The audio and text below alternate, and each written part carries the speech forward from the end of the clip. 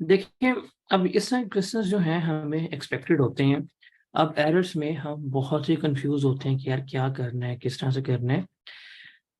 आपको सबसे पहले क्वेश्चन की रीडिंग जो है ना वो डेवलप करनी है कि किस तरह से हमने रीड करना है और क्या कुछ है। अब इसकी रिक्वायरमेंट जो है ना वो दो हैं। देखें, नंबर वन है हमने करेक्टिंग एंट्रीज जो हैं वो पास करनी है 30 जून 2019 के लिए। अब नरेशंस नहीं है, अगर नरेशंस होती तो मैं साथ नरेशंस जो है वो लिख रहा होता। और हमने ग्रॉस प्रॉफिट की और नेट रिसीवेबल्स की, सॉरी ग्रॉस रिसीवेबल डेटर्स की अमाउंट भी जो है वो करेक्ट कैलकुलेट करनी है। दो रिक्वायरमेंट है। सवाल को पढ़ना है, कहता है financial statements of zeta traders. ये भी पास्ट पेपर का क्वेश्चन है, तो इसका मतलब हम साथ साथ ही कर रहे हैं। For the year ended 30 June is under preparation, following information has been gathered in respect of trade receivable. तो ट्रेड रिसीवेबल्स की हमने क्या करनी है, उसने हमें ये इंफॉर्मेशन दी है, मतलब ये डेटर अकाउंट के बारे में बता रहा है। वो 30 जून के ऊपर है हमारे ट्रेड रिसीवेबल्स, मतलब ये क्लोजिंग बैलेंस है। क्लोजिंग बैलेंस उसने हमें गिवन किया है, दैट इज 2.5 मिलियन। प्रोविजन जो उसने क्रिएट की हुई थी वो थी 4 लाख की, वो उसने लेस करवा दी है। और ये मेरे पास है नेट डेटर 21 लाख की।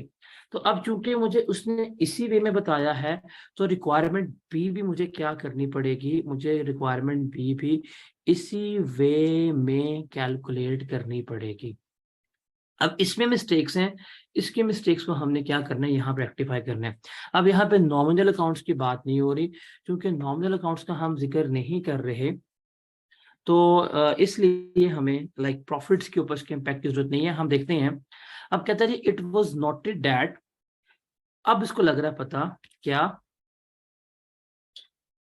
कि old outstanding balance of rupees 2.5 lakh, कि एक ओल्ड आउटस्टैंडिंग बैलेंस था 2.5 लाख का, which was return of previously, जो हमने प्रीवियसली राइट ऑफ किया हुआ था।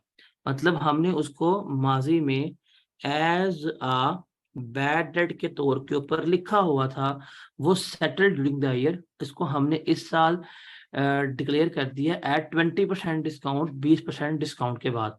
मतलब बैलेंस था हमारे पास 2.5 लाख का।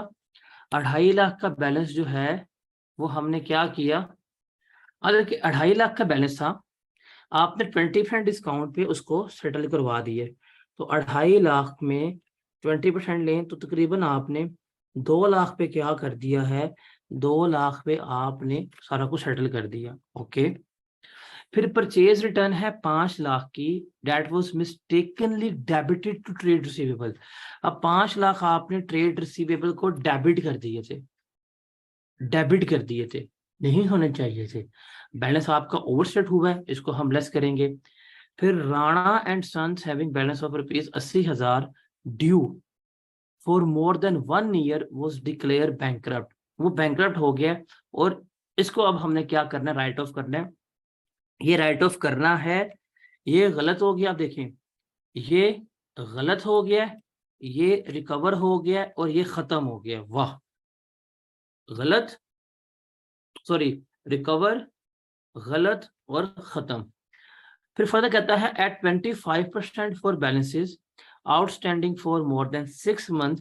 जो प्रोविजंस की बात है, वो तमाम बैलेंसेस जो 6 माह से ज्यादा तक हमें रिकवर नहीं होते, उसके ऊपर हम प्रोविजन क्रिएट करते हैं 25% के ऊपर। और वो जो बैलेंसेस हैं वो 6 लाख के हैं, इसमें राणा एंड सन्स वाला बैलेंस शामिल नहीं है। तो अगर प्रोविजंस की बात करें, तो प्रोविजंस में हमने दो तरह के प्रोविजंस जो हैं वो क्रिएट की हुई है। एक है हमारे जिसे हम कहते हैं जनरल प्रोविजंस कह रहे होते हैं, और दूसरी है हमारी जो हमारी कहलाती है स्पेसिफिक प्रोविजन।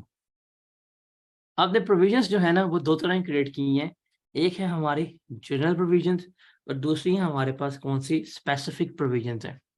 अब जो जनरल प्रोविजंस है वो रिमेनिंग बैलेंसेस का 5% के ऊपर है, मतलब स्पेसिफिक प्रोविजन लेस करवा के रिमेनिंग के ऊपर हमने लेके चलना है। अब देखें, इस सवाल को समझने के लिए ना आपको डेटर अकाउंट को समझना पड़ेगा।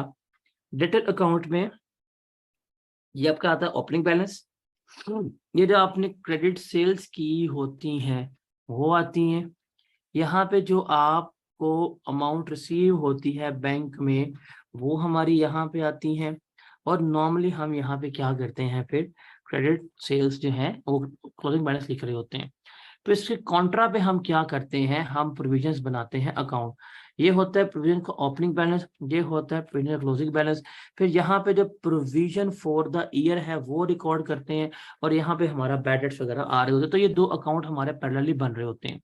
अब देखें जो गलतियां उसने मतलब जो नहीं की उसको हमने क्या करना है, रिकॉर्ड करने हैं।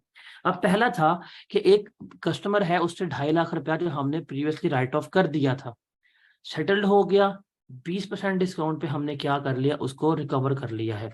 तो ये हमने नहीं किया ना, तो हम क्या करेंगे, ट्रेड रिसीवेबल्स हमारे थे वो बैड डेट थे, हमने कम किए हुए थे, 2 लाख से पैसा रिसीव हो गया तो वो डेबिट कर देंगे, और बैड डेट्स रिकवर चूंकि हमारी इनकम होती है, ये हम क्या कर देंगे, इसको क्रेडिट कर देंगे।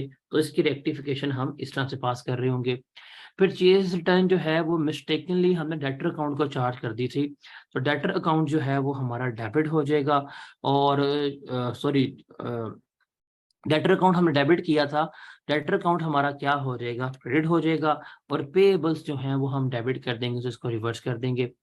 फिर राणा एंड सन्स जो है 80,000 का था, 1 साल से ड्यू था, वो बैड डेट हो गए हैं, तो डेटर्स हमारे हो जाएंगे क्रेडिट, और राणा एंड सन्स जो है बैड डेट एक्सपेंस हमारा क्या हो जाएगा, क्रेडिट हो जाएगा। और उसके बाद हमने प्रोविजंस बनानी है। अब प्रोविजंस के लिए हमने देखना है क्या और क्या नहीं है। अब प्रोविजंस का जो हमारे पास बैलेंस उसने गिवन किया हुआ था वो हमने यहाँ पे लेके चलना है कि उसने हमें बैलेंस का प्रोविजन का, हमारे पास बैलेंस जो आ रहा था वो 4 लाख था। अब हमने प्रोविजन क्राउंड करनी है क्रिएट के, हमारे पास जो बैलेंसेस थे 6 लाख का, मतलब वो बैलेंसेस जो 6 लाख के थे उसके ऊपर हमने क्या करना है, 25% जो है वो हमने अपनी प्रोविजन रिकॉर्ड करनी है। तो इसका 25% लेंगे प्रोविजंस, तो हमारे पास आ जाएगा 150,000, और जो रिमेनिंग डेटर से हमारे उसको हमने एडजस्ट करना है। हमारे पास ओपन डेटर कितने थे, दैट वाज 2.1 मिलियन। 2.1 मिलियन में जो हमारे बैड डेट्स हुए हैं वो लेस किए, जो हमें रिकवरी हुई है वो ऐड की, तो ये हमारे पास कितने बन रहे थे, 2120 बन रहे थे। जैसे देखें हमारे पास ओपन लेटर ये थे, ये हमने लिखे, इसमें से जो अमाउंट रिकवर हो गई वो ऐड कर दी, और जो इसमें से नहीं थे वो हमने इसमें से लेस करवा दिए, तो ये मेरे पास क्या आ गया, 2120 आ गया मेरे पास बैलेंसेस। तो इसमें से 6 लाख लेस करवाएंगे, ये स्पेसिफिक प्रोविजंस का है। बाकी हमारे पास रिमेनिंग आ गया, इस पे लिया 5%, तो मेरे पास क्या आ गई, जनरल प्रोविजंस आ गई। तो मैंने प्रोविजंस रिकॉर्ड ये की हुई थी, मेरी एक्चुअल में प्रोविजन रिकॉर्ड ये होती है, तो मैंने इतनी ज्यादा प्रोविजन रिकॉर्ड की थी, तो मैं इसे क्या कर दूंगा, रिवर्स कर दूंगा। तो अगर रिकंसिलेशन देखूं तो ये मेरे क्या बनते हैं, ये मेरा बनता था डेटर्स की अमाउंट, और ये मैंने क्या करनी है, प्रोविजन मैंने इसमें से रिवर्स कर दी है, तो मेरे पास नेट रिसीवेबल जो है वो 1894000 आ रहे होंगे। तो वो जो फॉर द पीरियड एरर हो रहे होंगे हम उसको इस तरह से क्या कर रहे होंगे, करेक्ट कर रहे होंगे। और जो प्रायर पीरियड एरर हैं जो पहले वक्तों में हुए हैं वो हम यहाँ पे करेक्ट नहीं करेंगे। उसके लिए क्या करना पड़ेगा, उसके लिए हमें IAS 8 में जाना पड़ेगा। IAS 8 में जाके हम क्या कर रहे होंगे, उसको डिस्कस आउट कर रहे होंगे।